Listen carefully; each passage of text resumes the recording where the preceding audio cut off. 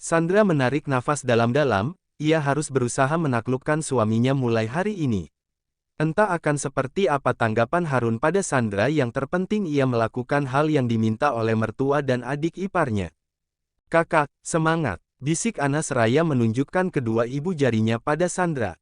Tak lama terdengar suara mobil berhenti, Sandra merapikan pakaiannya barangkali sedikit berantakan. Hari ini ia sampai menggunakan baju dress pilihan Ana demi menyambut suaminya untuk pulang. "Bismillahirrahmanirrahim, kamu bisa Sandra." Batin Sandra menyemangati dirinya. "Selamat malam, Mas," sapa Sandra gemetar saat Harun masuk ke dalam rumah. Harun mengangkat alisnya mendengar panggilan baru Sandra untuknya. "Apa katanya tadi?" "Mas," seketika membuat Harun tersenyum mengejek. "Biar aku yang bawa tasnya," ujar Sandra mengambil tas kerja dari tangan Harun. "Ada apa denganmu?" tanya Harun dingin, menatap Sandra dari ujung rambut sampai ujung kaki yang terlihat berbeda malam ini. Tidak ada," jawabnya. "Aku udah siapin baju kamu, mandilah sebelum makan malam," tutur Sandra tersenyum manis.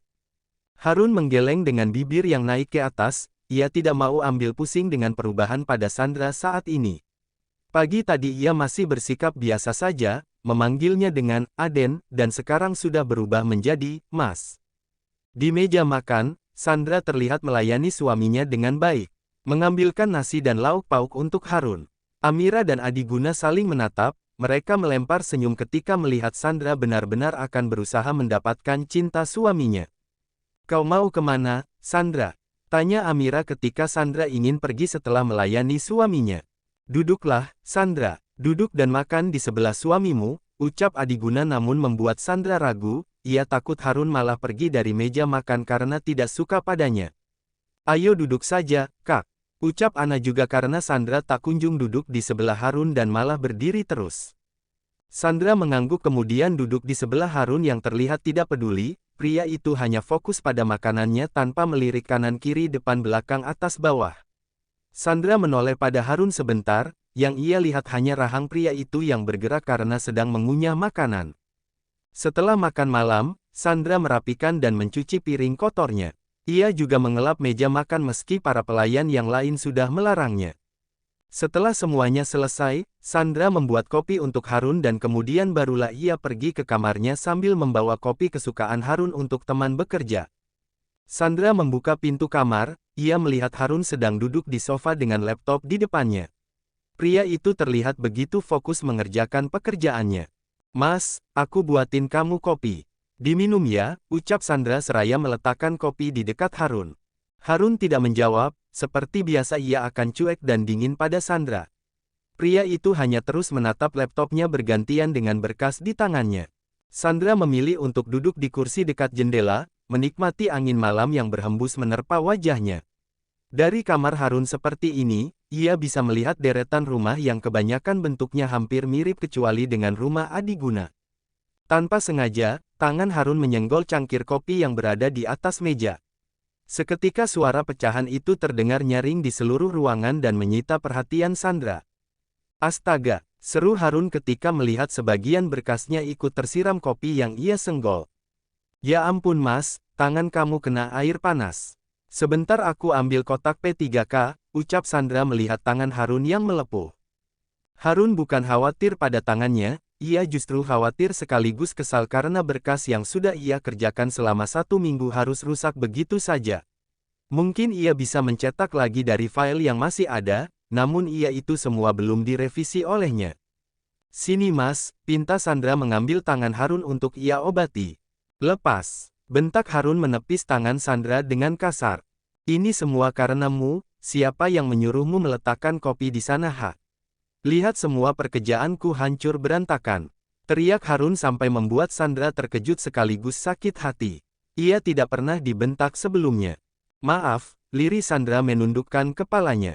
"Tidak ada gunanya bicara denganmu," ketus Harun kemudian pergi dari kamar dengan membanting pintu. Sandra menarik nafas, ia menyeka air matanya berusaha untuk tidak menangis meski air matanya terus saja keluar. Sandra memunguti pecahan gelas itu dengan hati-hati agar tidak melukai dirinya, namun ternyata meski sudah hati-hati ia tetap terluka. "Aku baru saja berusaha tapi mendengar bentakannya seperti tadi seakan menyuruhku untuk menyerah," gumam Sandra sambil memegangi jari telunjuknya yang mengeluarkan darah sedikit. Tapi tidak, Sandra, kau tidak boleh menyerah. Buktikan pada suamimu bahwa kau pantas untuknya, lagi pula seluruh keluarga mendukungmu, lanjut Sandra dengan kesungguhan. Sandra membuang pecahan gelas itu ke dalam tempat sampah, ia juga membereskan meja di mana berkas-berkas Harun yang basah berada. Dengan hati-hati Sandra membawa secarik kertas yang basah kuyup, ia berniat untuk mengeringkannya.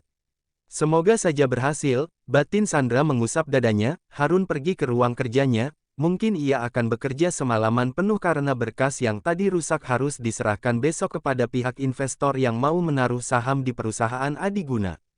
Astaga, aku sangat mengantuk. Gumam Harun mengucek matanya yang sudah sangat lengket untuk terpejam. Harun sempat tidur, namun sesaat kemudian ia langsung bangun dan memilih untuk melanjutkan pekerjaannya. Ia harus bisa memenangkan hati investor kali ini agar saham perusahaannya semakin naik. Sementara di kamar, Sandra sedang menunggu suaminya kembali. Namun jam sudah menunjukkan pukul 12 malam tapi Harun tak kunjung kembali ke kamar. Ini semua salahku, aku yang membuatnya sampai marah seperti ini. Monolog Sandra sambil menata bantal di sofa untuknya tidur. Sandra keluar dari kamar berniat untuk mencari suaminya. Rumah terlihat sudah gelap karena semua orang pasti sudah tidur. Sandra melongok keluar rumah, ia melihat mobil Harun terparkir di sana. Itu berarti suaminya ada di rumah. Aduh, kenapa jadi lupa letak stop kontak sih, ucap Sandra pelan sambil mencari di mana letak stop kontaknya. Masih berusaha mencari letak stop kontak, Sandra justru malah tersandung tangga sampai ia terjatuh. Untung saja kepalanya tidak terbentur. Au! Ringis Sandra merasakan sakit di kakinya, semoga saja kakinya tidak kembali terkilir. Tiba-tiba lampu menyala, Sandra segera melihat ke sekeliling ruangan dan menemukan Harun tengah berdiri di dekat stop kontak. Mungkin saja pria itu mendengar suara Sandra karena itu ia sampai menyalakan lampu. Sedang apa kau? Tanya Harun datar, menatap Sandra dengan tatapan dingin. Mas, aku tadi mencarimu.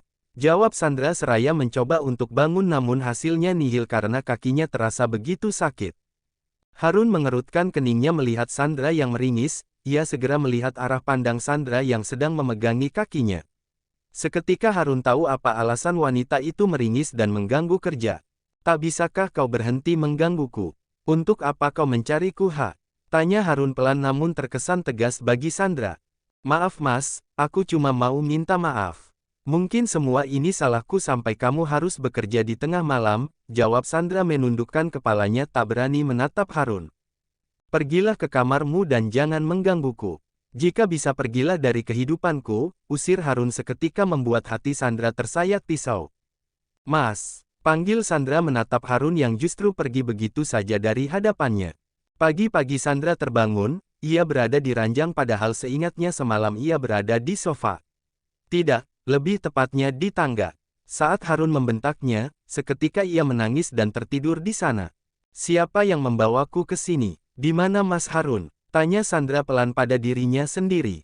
Lain kali jika ingin mencari perhatian keluarga, berpikirlah dahulu. Suara bariton Harun yang membuat Sandra menoleh padanya. Maksudnya, tanya Sandra tidak mengerti. Kau pikir aku tidak tahu? Kau berpura-pura ketiduran sampai pagi di sana agar semua orang bisa melihatmu dan mengatakan jika aku suami yang kejam kan? Jelas Harun berprasangka buruk pada Sandra yang menggeleng tidak terima. Tidak mas, semua itu tidak benar. Aku memang ketiduran di sana, aku tidak berniat mencari perhatian siapapun. Ujar Sandra mencoba menjelaskan semuanya pada Harun. Seakan sia-sia, Harun tampak tak peduli dengan apa yang Sandra ucapkan. Harun segera pergi ke kantor, sementara Sandra masih di tempatnya. Ia tidak tahu kenapa Harun harus bersikap begitu kasar padanya. Apakah karena ia menjadi pengantin pengganti untuknya dan menghancurkan semua impiannya bersama mantan kekasihnya? Dulu sikapmu tidak seperti ini mas, kamu sangat baik bahkan semua orang mengenalmu sebagai Harun yang baik dan ramah. Kenapa kamu jadi berubah seperti ini? Lirih Sandra, ia sangat ingat dulu ketika masih menjadi Art. Sikap Harun sangat baik dan ramah, tak pernah sekalipun melihat pria itu marah. Asteris. Harun berusaha fokus pada pekerjaannya, sejak pernikahannya bersama Isabel batal entah mengapa semua salah di matanya. Para karyawan kini segan untuk sekedar menyapa atasannya itu, bahkan sebagian dari mereka ada yang pernah dibentak habis-habisan oleh Harun tanpa alasan pasti. Aska, panggil Harun pada asisten pribadinya. Iya tuan, sahut Aska, pria yang sudah menemani Harun sejak ia dilantik menjadi CEO perusahaan. Kau sudah dapatkan apa yang aku minta? Tanya Harun dingin, tatapan matanya sangat tajam seperti elang. Sudah tuan, Nona Isabel menjadi model ternama di Paris. Bahkan menurut kabar dia sudah menikah dengan pemilik agensi yang melantik dirinya menjadi model, jawab Aska memberitahu Harun secara ringkas. Jadi ini alasan dia meninggalkanku, gumam Harun tersenyum kecut, tak pernah disangka sebelumnya jika 1 tahun hanya sia-sia.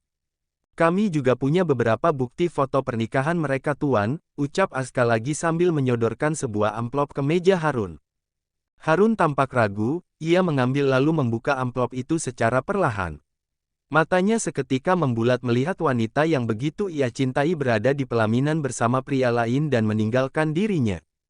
Ag, teriak Harun melempar foto di tangannya. Akan kupastikan kau menyesali ini semua Isabel, ucap Harun dengan emosi dan dendam selalu yang menjadi satu di dalam tubuhnya. 1 bulan sudah pernikahan antara Harun dan Sandra. Selama itu semua keluarga tak pernah melihat Harun memberikan cinta pada Sandra, tapi keluarga juga tak pernah melihat Sandra menyerah untuk cinta suaminya. Setiap hari Sandra menjalankan kewajibannya sebagai seorang istri, meski tak dianggap oleh suaminya ia tetap berada di samping Harun. Sandra tahu, Harun bersikap demikian karena masih ingat dengan masa lalunya dan jika dibiarkan maka selamanya Harun akan seperti itu. Sandra harus bisa mengambil Harun yang masih terjebak di jurang masa lalu, ia harus mengangkat Harun dan menyadarkan pria itu ke masa sekarang. Masa depannya. Pa, aku mau bicara sesuatu pada kalian, ucap Harun tiba-tiba setelah selesai makan malam bersama. Ada apa? Apa perusahaan mengalami masalah? Tanya Adiguna sambil mengelap mulutnya dengan tisu. Tidak Pa, ini tentang pernikahanku dan Sandra. Jawab Harun mengundang tatapan Sandra, Ana dan juga Amira. Ada apa dengan kalian? Kini Amira yang bertanya, ia sangat takut putranya akan mengatakan hal buruk tentang menantunya. Aku memutuskan untuk menceraikan Sandra, Ma. Jawab Harun dengan entengnya, ia tidak mempedulikan perasaan Sandra sama sekali. Sandra tersentak, ia menjatuhkan gelas ke lantai karena terlalu terkejut dengan apa yang ia dengar saat ini. Sandra buru-buru membereskan pecah gelas itu dan membuangnya ke tempat sampah. Tak banyak bicara, Sandra segera berlari ke kamar. Kamarnya, bukan kamar tempat ia tidur selama 1 bulan ini melainkan kamarnya yang dulu ia gunakan ketika dirinya masih menjadi art. Kak Sandra, panggil Ana yang khawatir pada kakak iparnya itu. Ia lantas mengejar Sandra agar wanita itu tak melakukan sesuatu di luar batas. Harun, apa yang kau katakan? Kau pikir pernikahan itu hanya untuk bermain-main? Tanya Amira membentak, ia tidak menyangka jika putranya akan mengambil keputusan sejauh ini. Bukan begitu, Ma, aku tidak mencintai Sandra, jawab Harun mencoba menjelaskannya. Rupanya ini masalah perasaan, tapi Harun tak pernah melihat kerja keras Sandra selama ini untuk mencintainya. Cinta, lalu bagaimana dengan perasaan Sandra? Dia rela menikah denganmu hanya demi nama baik keluarga kita dan kau sekarang ingin menceraikannya. Tanya Adiguna berusaha untuk tidak memukul putra. Kau membicarakan tentang cinta, di mana matamu Harun? Sandra sangat mencintaimu, dia melakukan segala kewajibannya sebagai istri meski kau tak pernah menganggapnya. Sangga Amira dengan penuh amarah. Dia mungkin mencintaiku, Ma. Tapi kalian juga tolong hargai perasaanku, aku tidak pernah mencintai Sandra. Balas Harun melawan kedua orang tuanya. Harun pergi ke kamarnya, ia tidak menghiraukan panggilan kedua orang tuanya. Bagi Harun perceraian adalah jalan terbaik, bukan karena ia masih mencintai Isabel hanya saja Harun malas berurusan dengan wanita termasuk istrinya Sandra. Sementara Sandra, ia sedang menangis di dalam kamarnya dengan Ana yang berusaha menenangkannya namun tetap saja Sandra tak berhenti menangis. Selama 1 bulan ia berusaha menjadi istri yang baik untuk Harun namun nyatanya Harun tak pernah menghargai itu semua. Semua perjuangannya sia-sia, Sandra sadar jika ia hanya pengantin pengganti bukan pengantin yang dicintai oleh Harun. Bagaimanapun keputusannya Sandra harus menerima, tapi rasanya sangat sulit karena sebenarnya Sandra sudah jatuh cinta pada suaminya itu. Tenang Kak, Mama sama Papa sedang bicara pada Kak Harun. Ucap Ana sambil mengusap bahu Sandra dengan lembut. Hiks tidak apa Ana, semua ini sudah menjadi keputusan Mas Harun. Mau tidak mau, suka tidak suka aku harus menerimanya. Balas Sandra pasrah dengan hidupnya. Kau menyerah Kak? Tanya Ana menatap mata Sandra yang merah karena menangis. Aku berjuang sendiri untuk pernikahan ini, seperti sebuah timbangan jika tidak seimbang maka barang di atasnya akan jatuh. Seperti pernikahan ini, aku berjuang sendiri mempertahankannya semua itu akan goyang dan hancur. Jawab Sandra terisak, suaranya sangat berat karena sesak di dadanya. Kau tidak boleh menyerah apapun yang terjadi, Kak. Aku yakin kau bisa mendapatkan cinta kakakku, ucap Ana masih terus memberikan semangat pada Sandra. Aku mendapatkan kasih sayang di rumah ini, itu semua sudah lebih dari cukup. Jika aku belum mendapatkan kasih sayang sebagai seorang istri mungkin itu memang sudah takdirku, balas Sandra tersenyum miris. Ana aku butuh waktu sendiri, ucap Sandra yang dimengerti oleh Ana. Gadis itu pamit keluar kamar membiarkan Sandra sendirian. Setelah Ana pergi, Sandra meraih bantal untuk menutup mulutnya agar tak bersuara saat menangis nanti. Dalam hati ia berteriak, segitu miriskah hidupnya sampai harus diceraikan oleh suaminya. Selama ini ia berusaha menjadi yang terbaik untuk Harun, ia sadar jika penampilannya jauh berbeda dengan Isabel yang merupakan model. Tapi cinta Sandra lebih tulus dari siapapun untuk Harun. Sandra berteriak dengan dekapan bantal sehingga suaranya hampir tak terdengar. Hiks kenapa hidupku selalu dipenuhi dengan kesendirian, tidak pernah ada yang menyayangiku dengan tulus. Tanya Sandra memukul dadanya. Ia menjambak rambutnya, tidak peduli rasa sakit ataupun rambutnya akan rontok.